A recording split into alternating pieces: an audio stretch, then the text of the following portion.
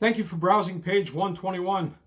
Today is the beginning of a new series. I don't know how many parts this series is going to have.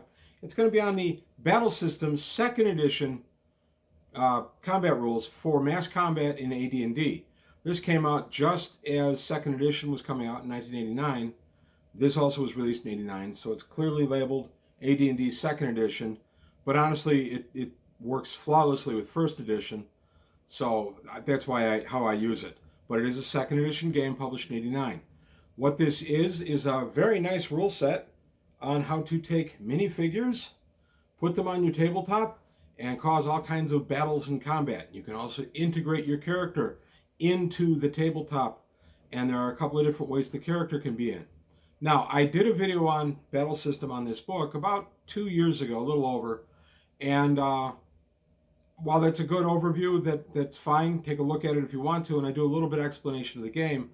This one, I'm going to dive in more deeply. I'm going to show the actual characters, how they convert to the Battlesystem rules. I'm going to show how you field a group of elves and a group of dwarves or a group of orcs, and how those two armies clash and everything. And these are pretty sweet rules. Yeah, there are spells you can use in here.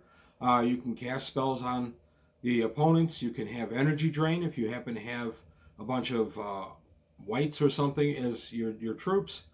You can do all kinds of stuff. Pretty much whatever you can do in the AD&D game, you can do in Battlesystem. And that's what I'm going to take a look at. So today is just going to be an intro to the book, and we'll just take a look at it and what it brings to the table. And then as I go forward in this series, I'll go ahead and take a look at individual parts of it, how you play the game.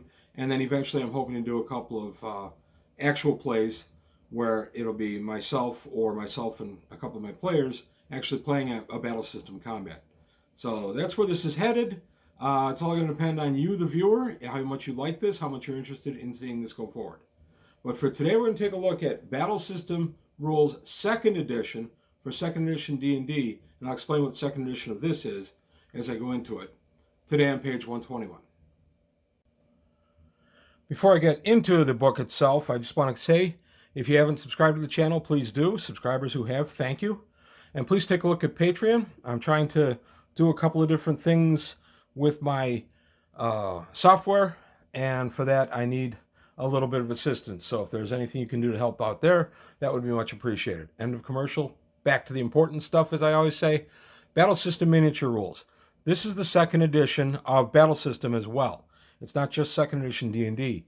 In 1985, a big box set was put out for Battlesystem that would allow you to do big war games at your table. D&D comes from wargaming, so it was just natural to me that they would go ahead and put out a wargame system. I eagerly bought the box set in 1985. I believe it was $25.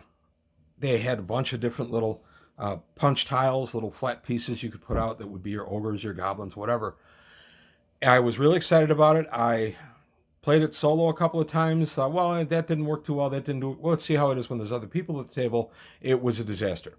I consider that to be one of the few genuinely bad things I got from TSR. I could be wrong on that, but there were some bizarre rules in there that just didn't work, and I quickly got rid of the box, which I had paid $25 for. But then this sweetheart came out in 1989, and I was hesitant to buy it. And in fact, if you look on the back, there is a price tag that's dated 4/4/91 for $15. I waited to buy this just because I was so unsure after having been stung by the first Battlesystem. This was a pleasant surprise. This is incredibly playable. I've used it on my tabletop for, well, decades now. Almost everyone who's played at my table in the last 30 years has played this in some form or another. And for one thing, graphically, it's a beautiful book. I like the cover art. This is actually recycle from Module H1, Bloodstone Pass. That's recycled artwork. But everything in here is very nicely illustrated. A lot of gloss pictures, and it's showing different things like regular and irregular troops and things like that. Just a beautiful book. That's some Dragonlance repurposed artwork. And we get photographic examples of everything in here. So reviewing the troops, how you make them, how you use them, how you do combat. standard base sizes, and then the size of your base can tell you how many of each creature you can have on it. So if I was giant-sized infantry, giants or dragons or something like that, then I would be on these bigger bases. Standard cavalry base, 25 millimeter by 50 millimeter. That's for your cavalry to come riding onto the field of battle. And then we get some more recycled art, and then we get a lot of morale. Morale is a really important element of this game, I have to admit. Generally, I throw morale out because morale slows the gameplay down. I've used it. I'm not a huge fan of it.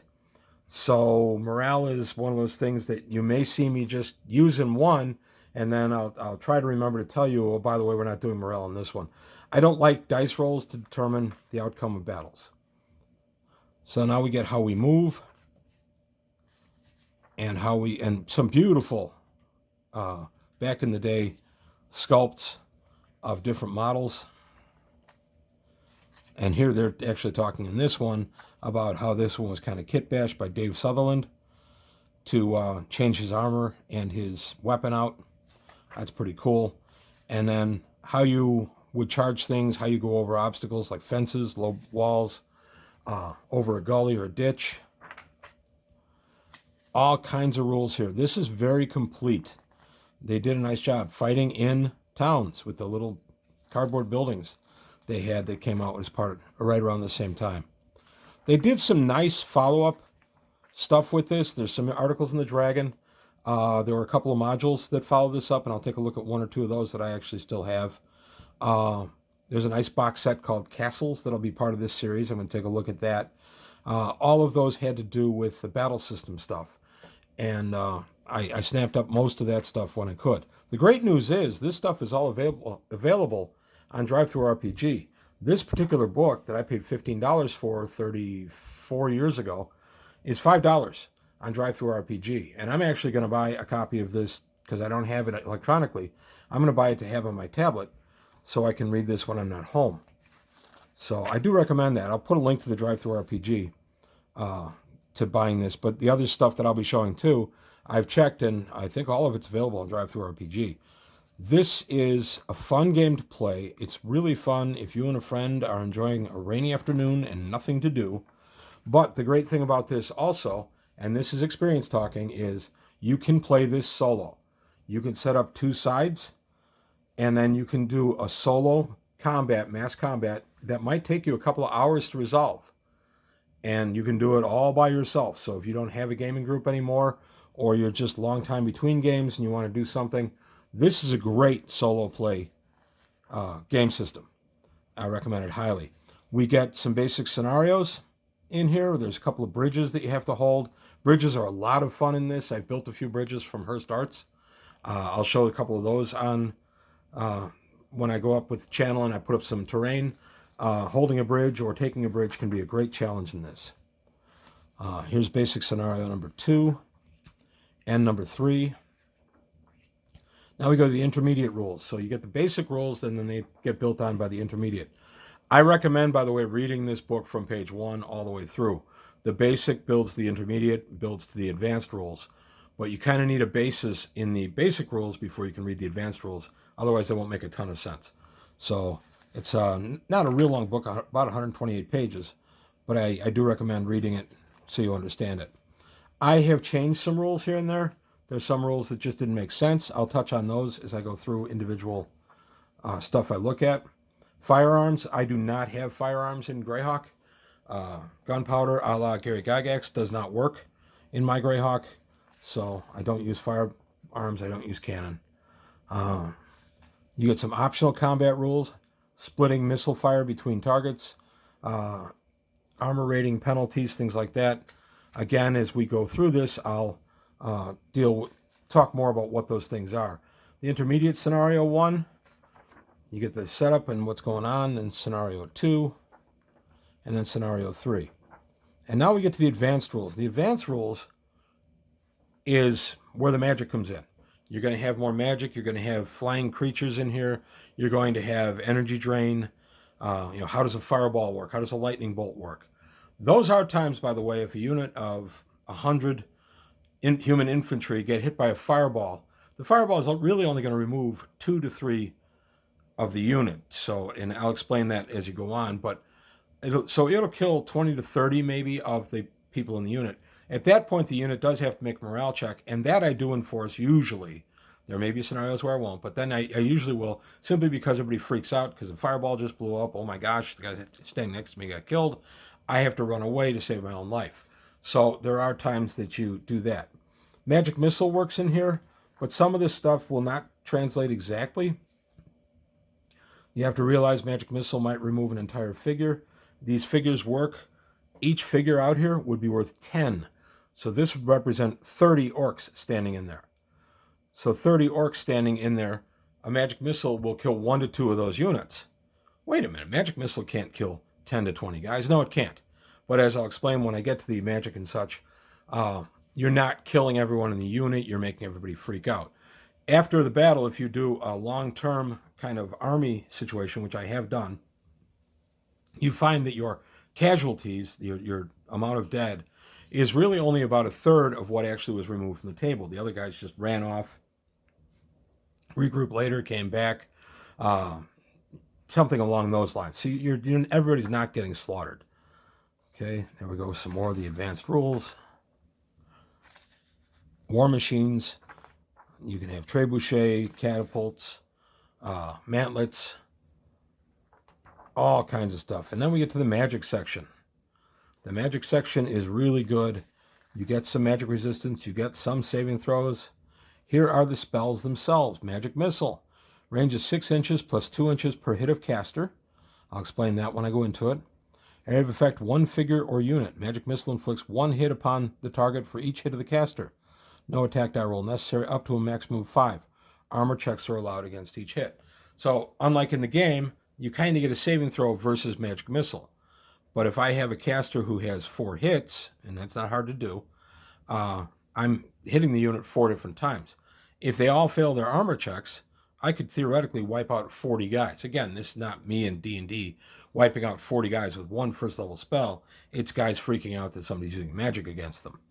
But you get Stinking Cloud, Dispel Magic, Fireball, Fly, Haste, Lightning Bolt, Protection from Normal Missiles, Fear, Cone of Cold, Cloud Kill, Wall of Fire I skipped. All kinds of spells. Now we go to the Cleric spells, then called Priests in 2nd edition. And then many other spells that aren't called out here. Sometimes they would just say, well, okay, the spells top out at, I think, 7th for this game. Now 8th. Mass Charm, Meteor Swarm is allowed.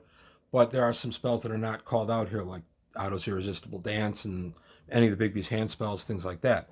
What do you do with that? Well, we house ruled a lot of that stuff because I like some of those spells. So those are, it's easy to house rule this stuff as long as you jot it down and play consistently. So now we go to the King's Last Stand, Advanced Scenario number 1. Advanced Scenario number 2, From Beyond the Grave. Army from Beyond the Grave. So you're fighting some undead. You can have skeletons and zombies. And then Assault on Dragon Peak, which is Advanced Scenario number 3. And then the appendices. The appendices are very useful because this tells you how to convert your character from D&D to Battlesystem. And you can bring them back, converting cavalry, consistency of ratio,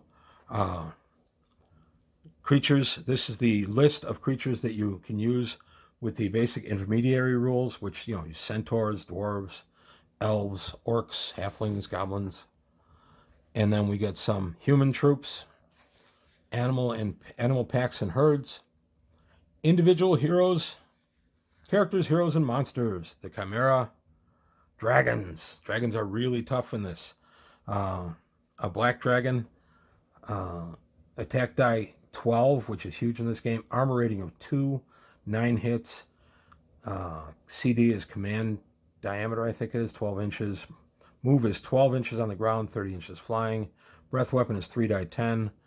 It's chaotic. If you watch my first video on this I did a year and a half or so ago, I do a real basic showing of what all these terms mean. I'm going to do another one of those where I'm going to dial in just on combat and just on magic, just on converting the characters. So there'll be a lot more detail in this series. I will put a link to that other video. I won't put a link to it, but this will be in the same group. I'm going to call it group Battlesystem. So just that one will be in this with this one. And then we have the art of miniatures gaming, how to paint them, how to make them look really good. This, unfortunately, is an area I do not do well in. Fortunately, my player Mike does. Mike has a box full of Knoll infantry that went home with him just last night. And he'll be painting up and bringing back. And when they're done, I'll feature them in the channel as part of this. And then you get the Battlesystem's reference card, rules reference card, and then a little fold out. You would have to tear this out. I obviously never have. It's even perforated, so you could tear it out of the original book. I never have. I've just copied it. And you'll need that for easy play. So there's the back of the book. So there you have it. All yours for $14.95 back in the day. These are available on eBay. I found a few. It's not horribly expensive for this. This never really caught on much and didn't see a ton of support from TSR, which was unfortunate. But what support they did give it, I will feature on the channel. One of the upcoming videos is going to be on the Castles set that did feature the Battlesystem stuff. And I'm just going to keep this kind of open as a series. I have no idea how many episodes I'm going to do.